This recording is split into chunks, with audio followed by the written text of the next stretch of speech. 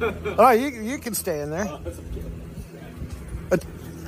A true Silicon Valley garage startup in Palo Alto, like a few blocks from HP.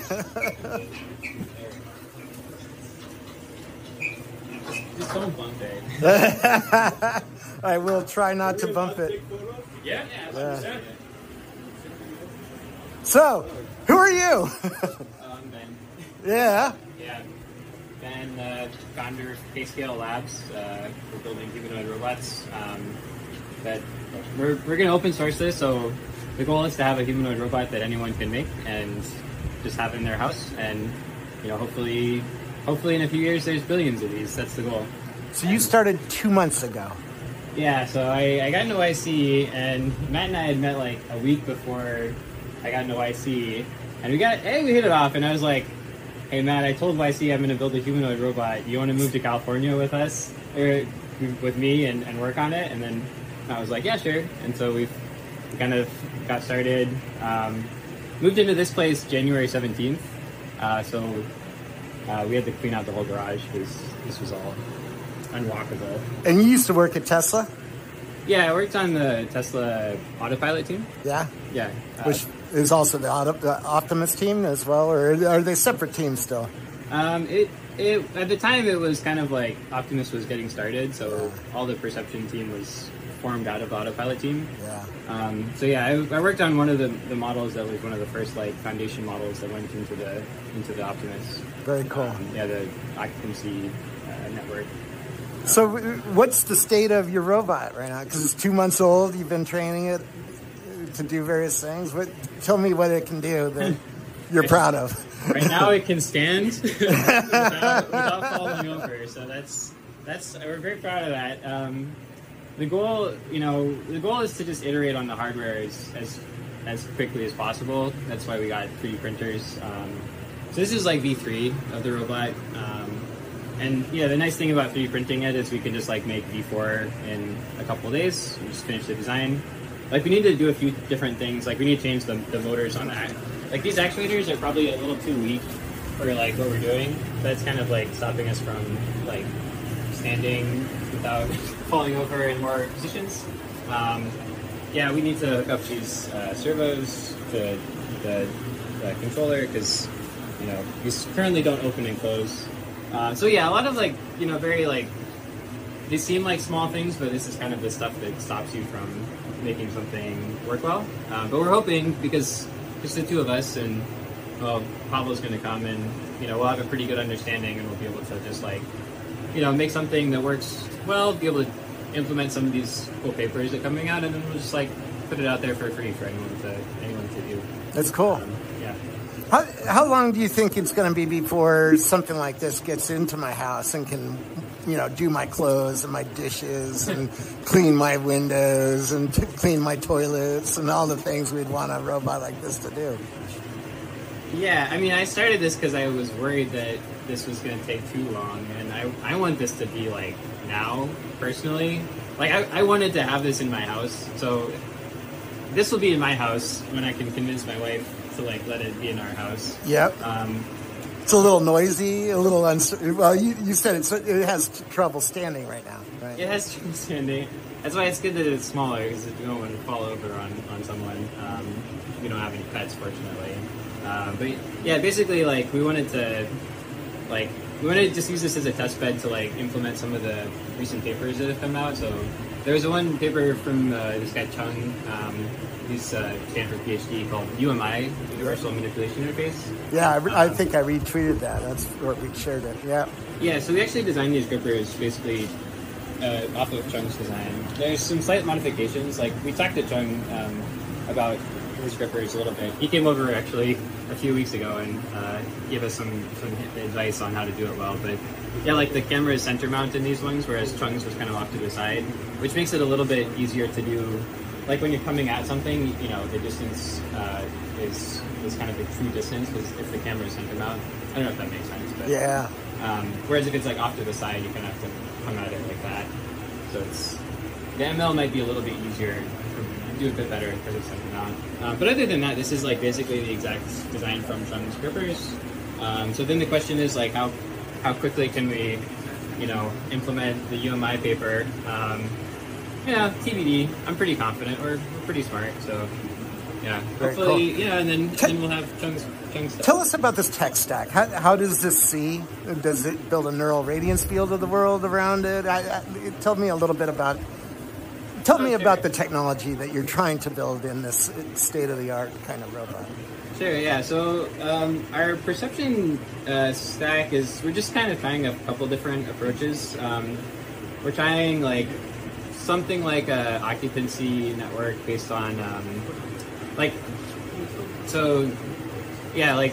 when you are, there's this data set called Ego Exo. That's a good example of a data set. And essentially, if you have several cameras looking at a robot from different angles, you can use those cameras to supervise the scene kind of from another angle, and that gives you you can do occupancy from that, just from the other cameras. Sorry. So yeah, basically that's one approach we're trying some foundation model type stuff with Ego Exo data sets. We're also doing a VLM model that we actually have trained it. It's looking okay. It's just you've trained your own model, or are you using something like Mistral or something like that? We're training our own. The constraint is it has to run on the computer in the robot, and there's not this is kind of why I wanted to do both things. Is kind of have to think about them probabilistically. If you want to train a model that runs on the computer in real time, you're kind of constrained with the types of models you can train. Yeah. So yeah, but the VLM model we're training we train and it looks okay. And then probably we won't use the VLM directly. We'll probably use some intermediate representation, but using text to supervise the visual representation is probably good for the visual representation. But now, there's some robot companies that just got $670 million, right, to build a humanoid robot. Waste of money. Waste of money? Why is that? I don't know. You feel like I was in self-driving, so I remember a lot of self-driving companies raising a lot of money and kind of failing to deliver. And I feel like it's largely the same thing. Are humanoid robots $1 billion a year revenue thing next year? Probably not. No. So if by 2030, probably. Yeah, 2030. Yeah, but then it's kind of I don't know. I just think it's a bad bet to say that Figure or whoever is gonna be the only robotics company at that point. And I feel like we can kind of prove that by building our own in the garage with two guys. The hardware is really not that hard, and I don't know. Now your grippers have 2 fingers, right? The Optimus has 10, like a human does. What's the difference, and what's the complexity as you go up to more and more dexterity on the hands? Yeah, it's an open question. I think you make trade-offs with using a dexterous hand. The actuators are weaker. If you want to get really true human level hands, the only really good one is the shadow hand. It's got 38 degrees of freedom or something on it. But if you're just kind of mimicking human appearance hands, I don't know that there's a big advantage to having 5 fingers versus 2 fingers. Actually, this is a question that we discussed with Chung when we were thinking about what grippers to use, and he's yeah, you can do 95% of what humans can do with just pinchers, and he demonstrated that in his paper. So yeah, there's a couple papers doing that exactly. Very cool. This is all off-the-shelf components, other than the 3D printed pieces that you're doing. There's this supplier in China. They just sell these nice MIT Cheetah actuators. Pretty much commodity. Yeah, this is a 6-to-1 reduction ratio, so it's just a quasi-direct drive. Yeah. That's awesome. Yeah, there's 4 different sizes, so they're just different torques. And yeah, these are it's kind of amazing. I found out about these from watching this guy's YouTube video, and he did a review, and I was wow, those are great actuators. You could probably use them to build a robot, and so that's what we did. Yeah. That's cool. What are you hoping to teach it to do for you? For me personally? Washing dishes or You know, when this gets done enough and is in your house and your wife accepts it, what are you going to have it do? My wife always leaves like soda cans around, like half-empty soda cans, and I always end up going and picking them up. So I would like to have a robot go and pick them up for me instead, because might save our marriage. That's awesome.